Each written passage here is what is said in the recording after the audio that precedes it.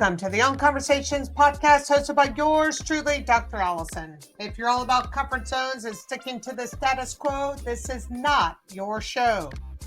Each episode features global CXOs, founders, and fearless industry innovators sharing untold stories of challenging norms, breaking barriers, and redefining success and leadership while transforming lives, businesses, and entire industries along the way.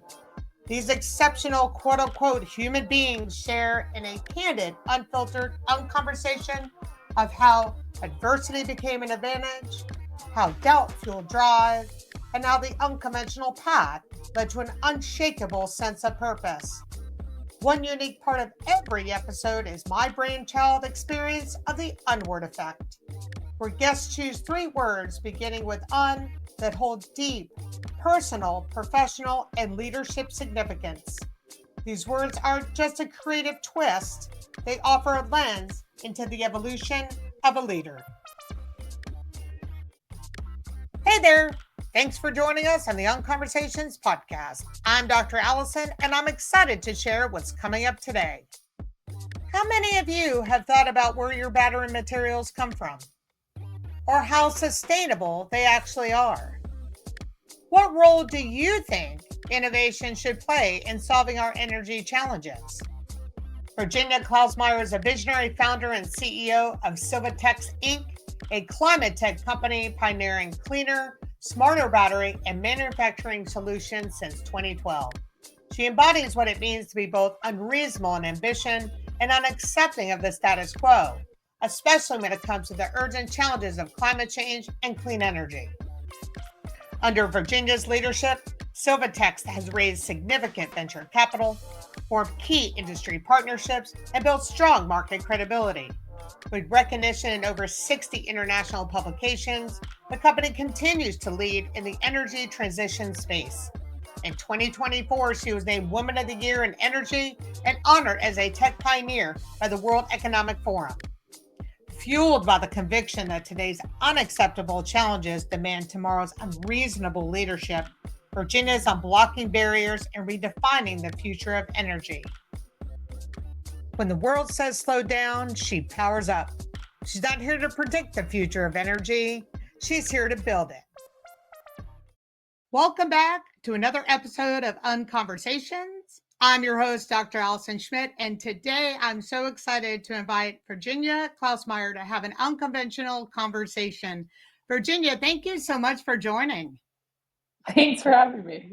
As I always like to do at the beginning of my podcast, because I think it's a really great way. I use this in my coaching, executive coaching company with CEOs, where I ask them to think about words that begin with "un," and they think it's sort of an interesting process because you're sort of looking at yourself in a different way from either business or just life. And if you could just talk briefly about kind of that process, and your words that you came up with were really impactful, and I think they're going to really describe to our viewers the incredible journey that you've been on since 2012 in leading a climate tech company, which is just fascinating to me.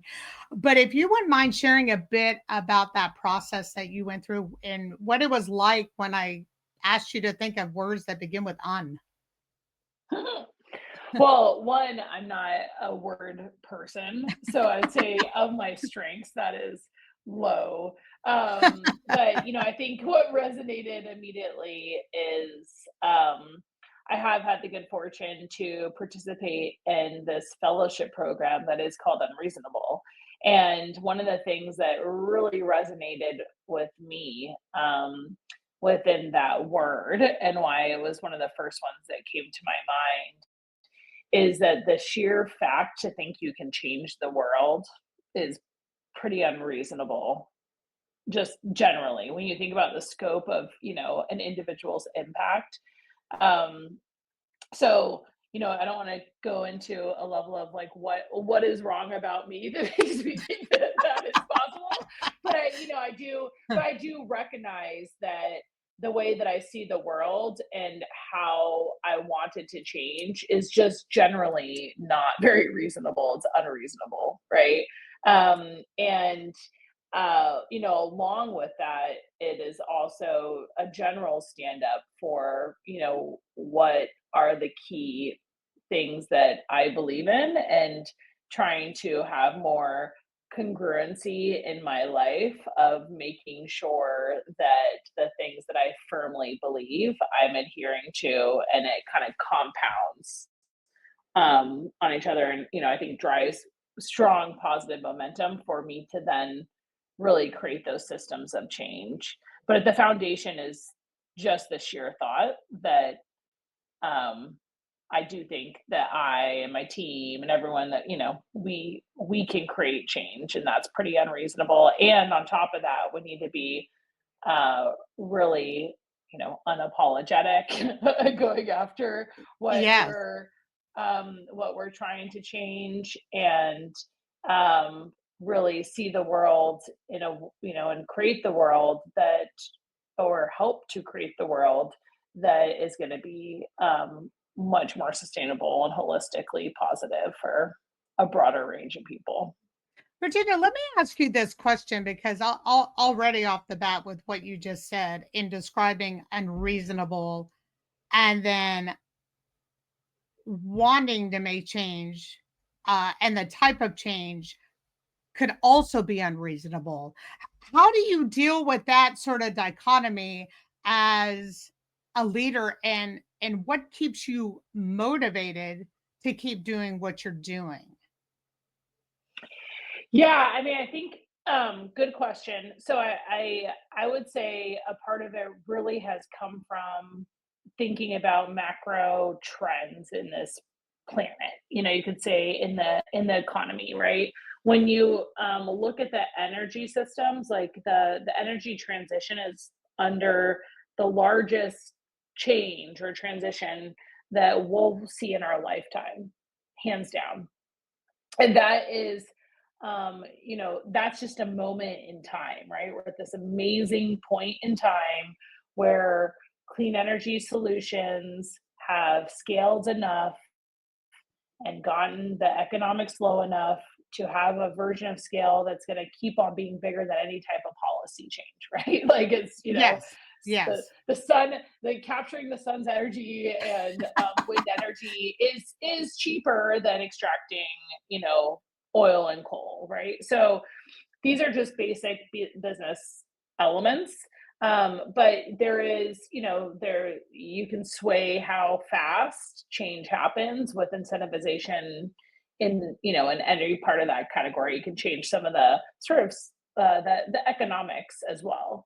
Um, so I think that when I look at the systems change of the world, you have this really big opportunity with the energy transition, and it's probably along with that the largest level of wealth transfer that we'll see in our lifetime. So both of those are just massive macro, Yes. economic transitions that are well-oiled machines and happening at rapid pace.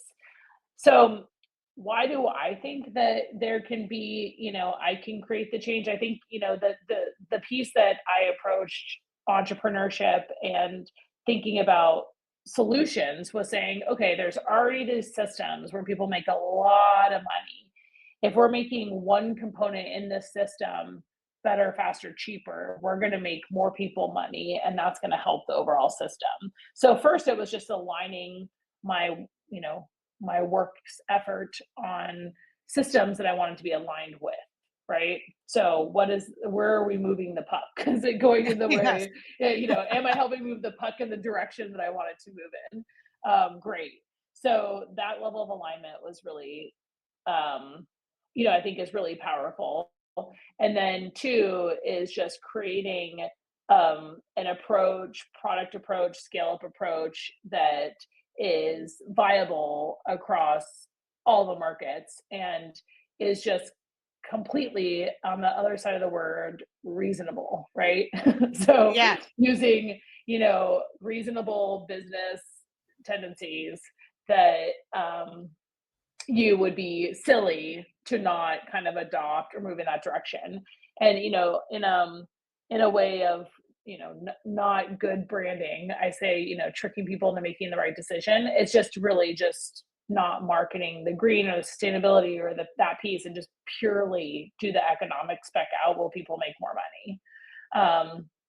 And can they do that without subsidization and all those types of things? And if the answer is yes, then that's where we want to go, right? And how do we create more margin, more optionality, more risk reduction for these big industries?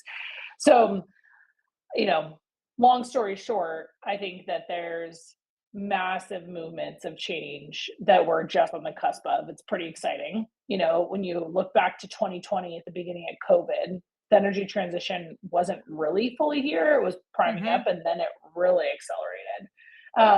And then now, even though there's some, potential headwinds or confusion within the markets based off of leadership stance, it still doesn't change macro trends. It Yeah, just doesn't. I definitely want to circle back to that point because Mm, I have a great question when we focus back around. I did want to just save a little time for uh, your other unword that you mentioned, which was unacceptable. And mm, what was resonating with you? Because I think the unreasonable space and the unacceptable space, I, I think those blend well with what you're all about and the type of mhm. change that you want to see happen. Can you kind of talk about that unword for us, please? Yeah, totally. So I would say like unreasonable is a little bit more of like the type of person you have to be to try to create the change, right? It's like who you have to, like, how you have to sort of walk and talk and think. Um but where you focus your energy is where it's really unacceptable. My colleague mentioned something he gathered kind of in his journey of his career. But one of the leaders he worked with before said, you want to be working in a space where if one of your competitors wins, right, is successful, you're just so happy because that means that like the world's a better place for it anyways, right? But Yes. usually the market's so big that there's space for everyone to be successful, which is, I think, our general approach. Um, but I think, how that relates to unacceptable is the way that right now the systems are put together to support our, global energy, domestic energy needs is just unacceptable. It doesn't work. The math doesn't pencil out. And then if you layer out, you layer AI and the use of that and the exponential change that's going to create, but more so just pure energy needs for per human per capita is going to change. It's going up. So if more people on the planet need energy, and the energy needs per person goes up, we need to get that energy somewhere else. And the current systems that have been providing it are not efficient enough, sustainable enough, you know, cost effective enough to make that viable long term. Sure. Just Sure. doesn't add up. It's unacceptable. It's that Yeah. simple. No, and I think I think that's so beautifully the way that you said that, and that's why I wanted to make the point between those two words because I think they mean a lot in regards to your leadership, but also what your company is striving to do and the impact Mm, in not only the current market that we're in now, but thinking well beyond. I mean, you're not just thinking what the next 5 or 10 years is going to look like. So, and that kind of yeah. brings me a bit to my question. So you started your business, your company in 2012. And I mean, this is a huge, or from my perspective, a huge undertaking and so many barriers probably the change that you want to make. Can you talk a little bit about how you came up with the business, what that was like for you Mm. as a leader and an entrepreneur, uh, and really beginning to make your or try to make your mark, and where you've made your mark, and your passion, what keeps your passion and your drive going? Because uh, the people that are going to be hearing this are the founders, the CEOs, that are like, oh my gosh, like, what do you do when you are dealing with something and such responsibility of what your company is wanting to do? Do you mind sharing some of that with us? Yeah, I mean, like, kind of going a little bit to the drive, I'm gonna work backwards here a little bit, but, Sure. um, you know, it goes back to kind of the unacceptable, Mm. framework for which, the current, I'd say, energy infrastructure is built. I mean, energy is the foundation for everything we do every day, and it also burns 70% or more of the carbon on this planet. And we know that we're going to be using more of it. So when I fast forward to life as it is today, you're not safe in LA. Fires can attack you. You Right. can be living in the richest place in the Bay Area and you have bad air, or, even on the East Coast. Like you can, there's the elements associated um, with all of the weather change and effects are so dramatic right now. I cannot even imagine. And and they have been increasing, accelerating year by year in just my notable experience, right? Mm, Um, I can't even imagine what it's going to be like for my little kids. What mm, is this world going to be like? It's unacceptable mhm. that us as adults are, and probably, going back to probably our parents' age, right? That there was such little oversight in the chemicals that were mass produced and leaked into all the waterways, PFAS, like a lot of different things. Yes. That were, made in a way that didn't think about the finite of this resource, our planet Earth. One planet, we can't all go to Yes. Mars, Yes. so there's no plan B. This is plan A.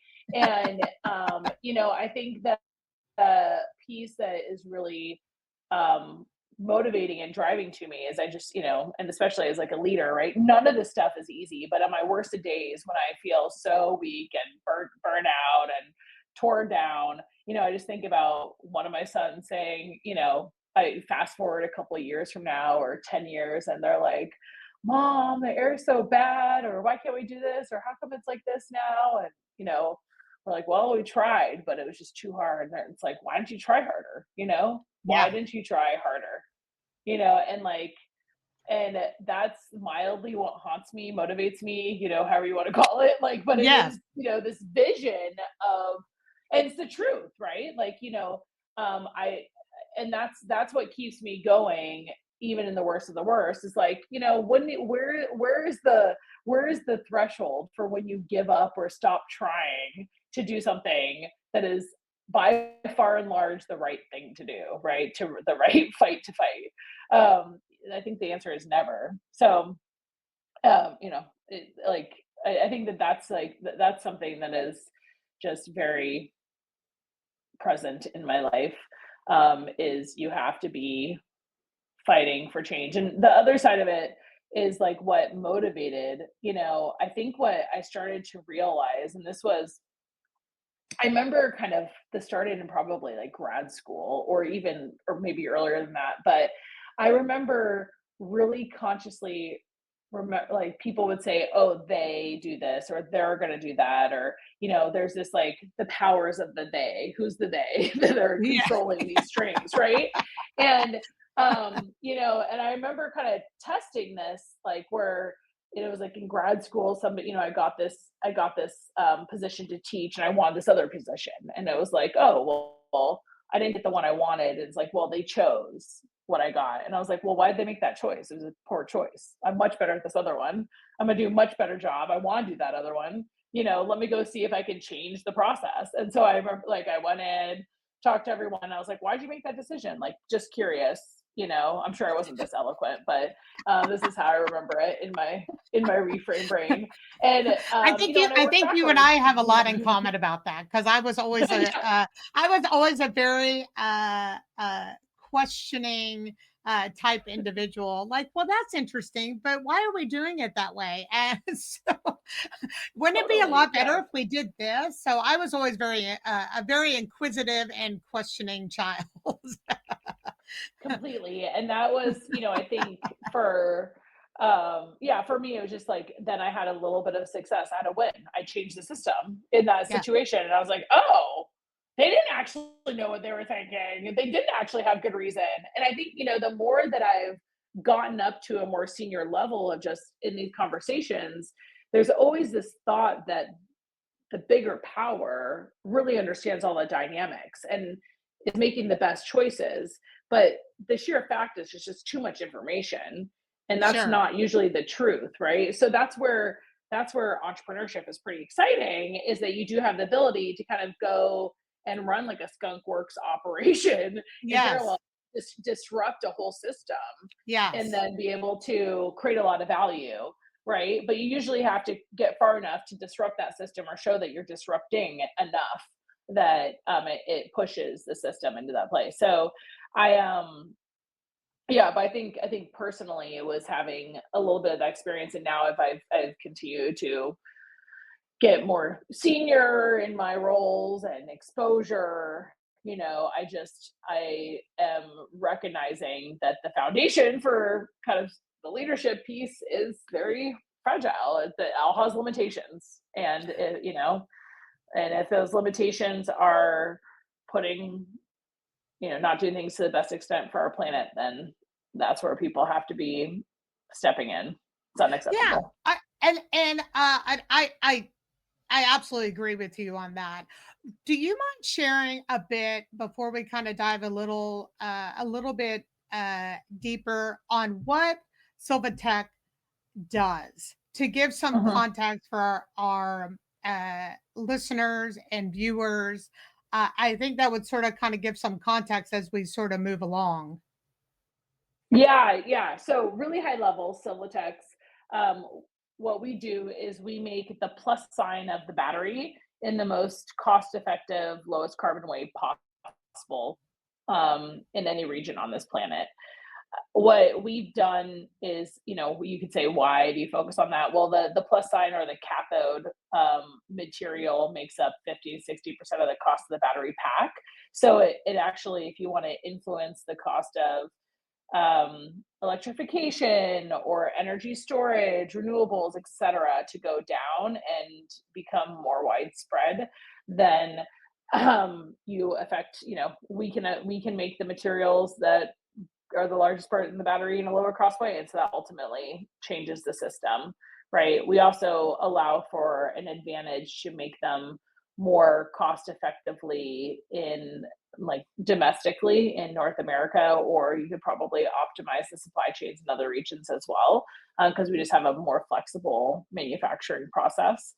Um, and then, you know, uh, last but not least is that we do it in the most energy efficient way, so lowest carbon impact way, in a way that, is a we call it future proof manufacturing, but uses very little to no energy, has no water utilization, no waste, so it creates, really nice system cycles, so you don't lose all of that cost over time.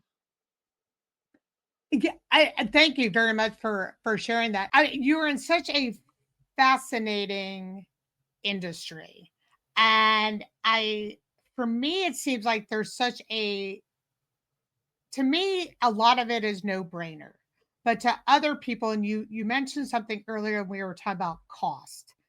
It seems to me that you, as a leader and within your company, that in order for someone to do the right thing, you have to show them either A, maybe there's a cheaper way to do it, or B, this is where you're going to make money in order to be able to make this change, and knowing in the back end that you're like, okay, I have convinced these people to do the right thing. Do you find that that's the tug of war within your business that Mm, you're needing to balance? no, I mean, I think in our markets, because these markets are growing so exponentially. Hmm. So, just for instance, in North America, there's really very little to no cathode production on US soil. And there's expected to be more than 40 to 45 plants at large capacity in the next 8 years. So, this is new, is I guess what I'm getting at. This is all new. And so the premise is if you're going to build something, if you're building these systems new, like these new systems, let's build them good. Let's build them well. Let's build them future proofed. Let's Hmm. build them in the most effective way possible, and not kind of do what happened with kind of oil industry where there's a lot of drilling and then drilling changed, and so you have all these kind of like leftover drills, kind of holes all over and things like that. It's a different problem, but it's a general concept of if we're going to be building this infrastructure for these systems, let's do it well. That makes sense. And are there any barriers that you find within what you're wanting to do uh, in order to get that moving in the direction you hope to see that go? Oh, I think there's, massive barriers. Yeah, Yeah. and how, yeah, and You how know, do you look at yourself yeah. as so, with that being said, just from your leadership, bringing something, let's say, new to the marketplace, and you're solely behind this and your company's behind this and getting those people to buy in to make this happen, um, you know, how do you as a leader drive that?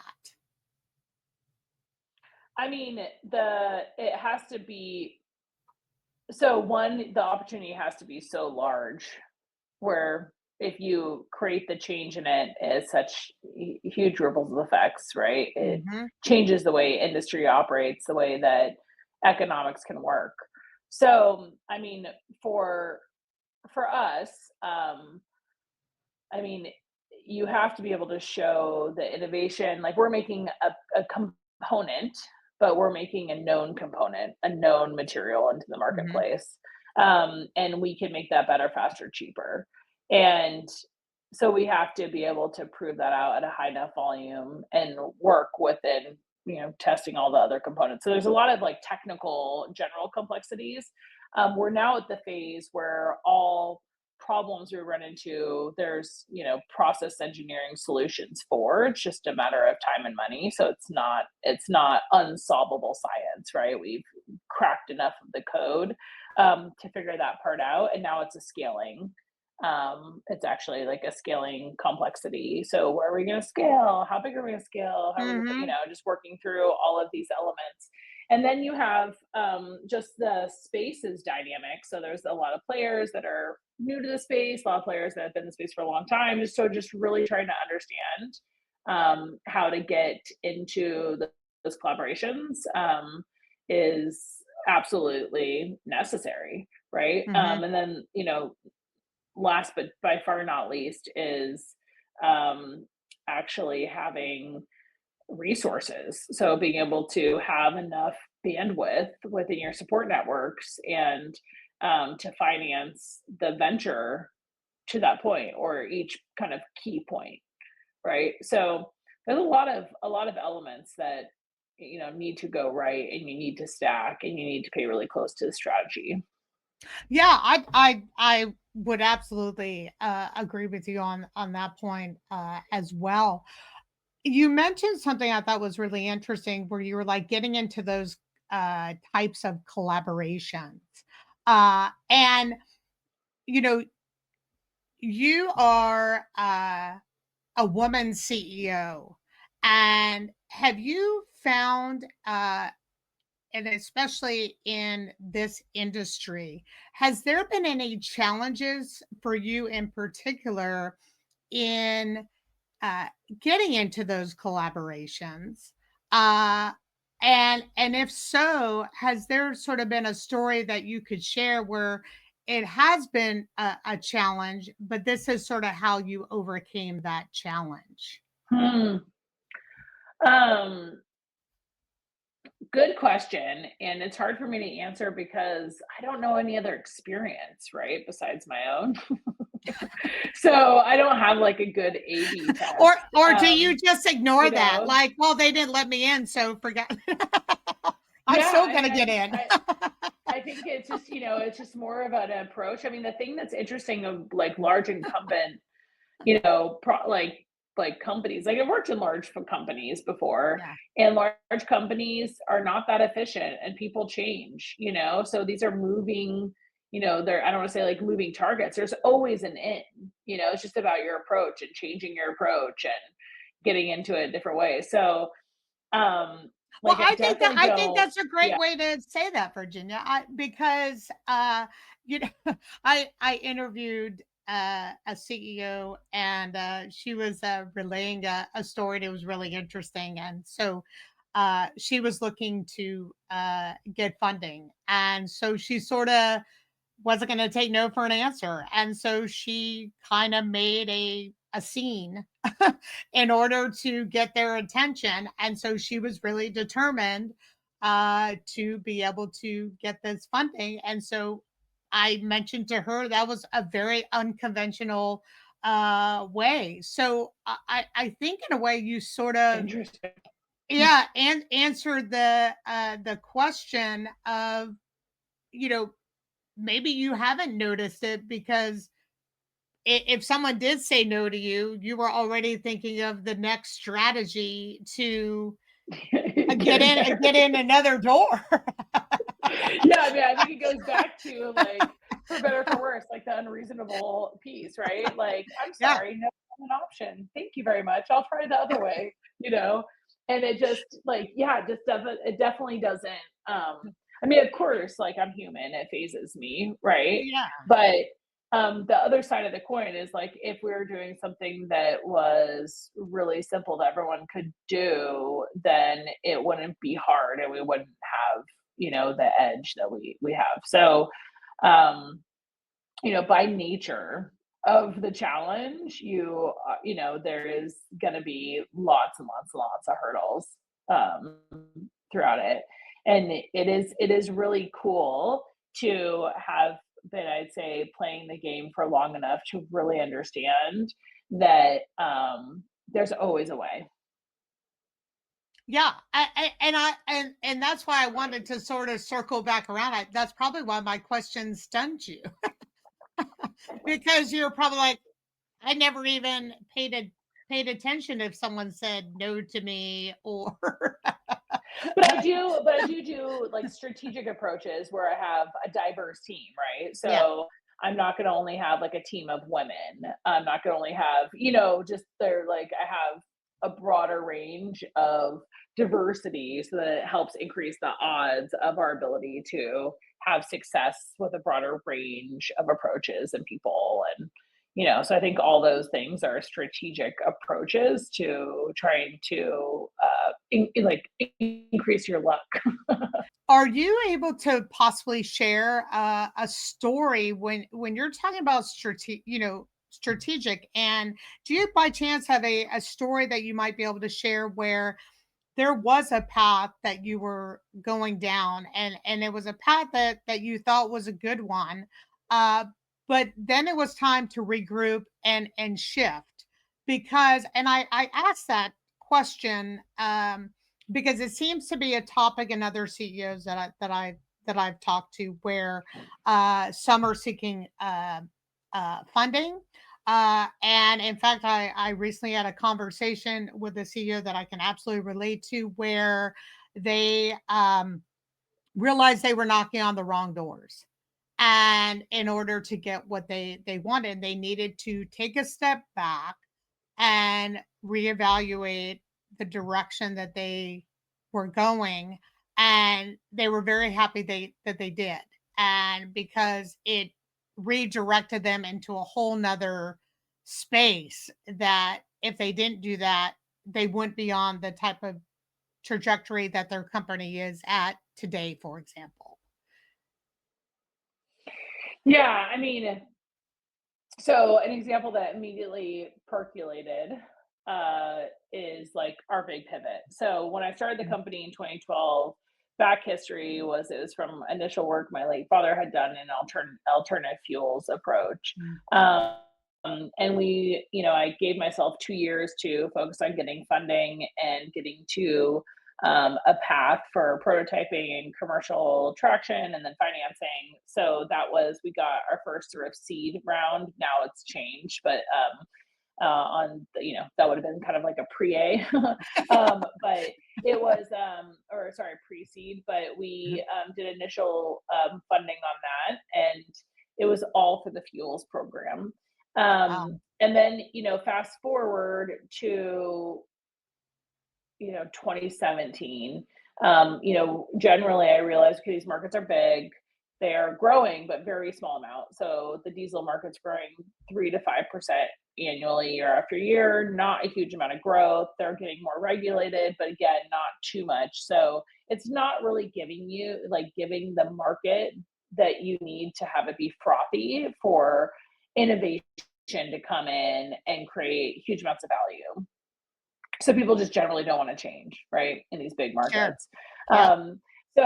I think we really realized that after we did all the things that we were supposed to do, got a new STM, did all these things, and it was like, actually, I think that all this effort is not going to pan out. I think we need to pivot.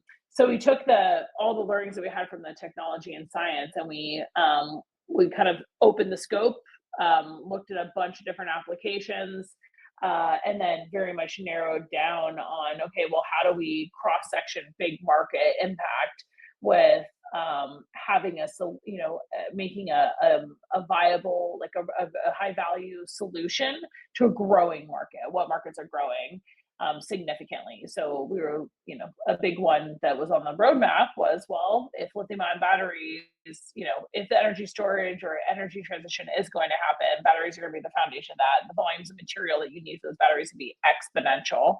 And right now they're made pretty inefficiently. So if we can make Mm-hmm. them much more efficiently, then that's going to really influence that market. And that was, the initial thought process really happened in preparation for a board meeting in 2017. So then we did some initial work, we put some dollars to it, and we had some good results. And then we got National Science Foundation funding. So that really was the spark of that in 2018. And then in 2020, became very clear because the world stopped with COVID. Yes. Yep. Fuels went to zero, and Mm-hmm. the energy transition really kicked off. So people started to really recognize the air problems associated with transportation because of just the world stopping for the short bit of time it did. And that was like a global human impact thing that could not foresee, but it gave a very binary effect: fuels no, cathode yes, go. So then we just kept forward with that. So, it was, it definitely is like foresight, like strategy, listening to the market and just being honest with yourself. Like, when you're staying up and being like, this doesn't add up, this doesn't calculate, this doesn't work, then usually it's because there's a core business problem that is not going to maintain. And I think for us, we've really done a good job, um, as we've pivoted from that market approach to this market approach, on to saying, okay, how are we going to de-risk it? How are we going to have a really solid plan for production and scale, and approach it that way?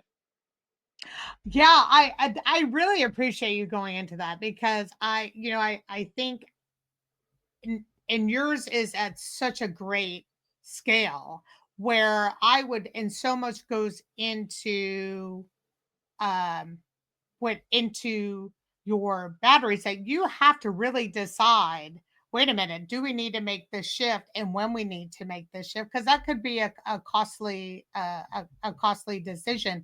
In those discussions, has there been your yes, you have a board but you're the CEO and you have a team of people. And I'm sure you mentioned it's a very diverse team of people, and I'm sure also a very passionate group of people who want to do great in the world. Um, has there been a time where within that group where you felt that maybe there was a different direction the company needed to go versus your group that you work with? Or has it sort of been pretty symbiotic that you all knew that this change has to happen, but what's going to be the best strategy and approach to get there? Yeah, I mean, I think that part of having like a good board and leadership team is creating the forums to listen to other people, and then um, and also to share the things that are, maybe not as conventional, like unconventional. Not to play on that again, but um, and I haven't really actually had a time or been at significant conflict. I think everyone's been in alignment. It's just mostly on how do you approach it, and there's been maybe some, different thoughts of like, small approach change, but not in sort of the big change things. So more tactical, how to, Sure. but not anything on sort of the bigger vision approach. Yeah. With such a level of responsibility that you probably place on yourself, and in wanting to do this passionate work, and yes, there is the making money in your business, and there's also doing what's right for the planet, not only for your own children but for everybody else. How do you balance that, and what does that sort of mean for Ooh. yourself? Yeah, I definitely Because wouldn't be that's the a poster child for responsibility. yeah. I mean, I definitely wouldn't be the poster child for balance, right? Like I think that most people, especially, old friends, right? They they have probably like a consistent approach of who I am is that I do tackle big hard things, and I also have enough sensibility or whatever to exercise, eat well, like kind of just be like a healthy human at the baseline, but I operate pretty fast. So I don't know if I don't know if balance is probably a word someone would use to describe me well, but I will say that because I care about my kids and I love my family, I will make sure I see them and make, that precious time, which probably inherently makes me be more balanced because I take that time to not be distracted and be with them. And then, and because I want to do that and I also have a pretty aggressive work schedule, I need to be in Yes. good health. So, how do I make sure I sleep well and eat well and exercise enough and like just all these things that keep my systems into a good position. So, um, I think I do just enough maintenance. Like I try to balance like what is just enough I need to like do Yeah. for maintenance work, Well, but always to have the, the fragile walk. But yeah, but I think generally though, on a daily basis, like I'm massively filled with gratitude that I get to work on big challenging things, and yeah, I think that's I more of where am my just really grateful. yeah, I think that's more of where my question is really coming Mm, from, because I I don't think in entrepreneurship, and even when you're in high level positions, that there is really much thing as a work life balance. I think it's more setting those time aside for things that you can find the time to do what's important to keep yourself grounded and uh available for your family, for yourself. My question too was sort of around um you know how do you you know possibly not get hard on yourself for if you don't see things necessarily, um, moving in maybe a fast enough direction, because you want to see the obvious change in the world. That was sort of along the lines because there's things I'm extremely passionate about, and things take time in order to make impactful Mhm. change. And so there's sometimes some, "Oh, what, for myself, what can I do differently? What is it that I can change? How can I sort of approach something possibly in a different way?" That was sort of where I was kind of a little bit going with that question. Mm. If you sort of had any experience around that, because that work life balance, that's all. I mean, that I don't know if that really even exists. So that's why I wanted to sort of rephrase the question with you. Yeah, I mean, on that stance, I would probably say, like, competition, like, being so clear that the current solution is, like, unacceptable for a scaled Yeah. future, and, Yes. just feeling that sense of, like, massive competition and edge and desire, so, you know, I feel like it's a you can call it responsibility, whatever, but it's motivating, right? Yeah. It wakes you up, it keeps you fresh, it keeps you focused. There's a part of it that is really healthy if you want to do something that's hard, right? To have some competition. Um, and then I think the other side of that coin is also just a lot of gratitude to be in this privileged position, right? Like it Yeah. is a privileged Yes. position, and I could focus on all the things that, we don't have and I want or I don't get, but I think that Yeah. Yes. right, at least right now, I feel very, very privileged to um, be able to work with such a great team and work on something that is game changing and try to make a big difference in the world and just try my best. And at the end of each day, just be like, did I try my best? And if I didn't, then it's sort of like, what did I not do? And take stock of that and try more, try better. Well, Virginia, I am grateful and honored that I got to spend this time talking with you. And I appreciate your sharing your unconventional journey and story with us, because I think what you're doing is absolutely amazing. And I am very happy that the world has you, especially to be fighting for really important change. And for anybody Mm. that is in this, that knows that being in your type of position isn't easy, and that's why I enjoy doing this podcast and featuring guests just like you. So, Virginia, thank you so much. I do appreciate your time. Thank you. No, so good to talk to you. Thanks for streaming the Unconversations podcast, the space where unconventional excellence takes center stage and spotlights global visionaries who don't just follow the rules, they reinvent them. This isn't just a podcast, it's a movement. If you felt the onward effect, don't just scroll, unleash your support. Unsubscribe from silence. Hit that follow, drop a like, and leave a comment to keep the Unconversations going and amplifying the voices that are shaping the future. Looking for our podcast? Don't worry, it's all in the show's description. Tune in to the next episode of Unconversations where we unmute the truth and uncover the unexpected.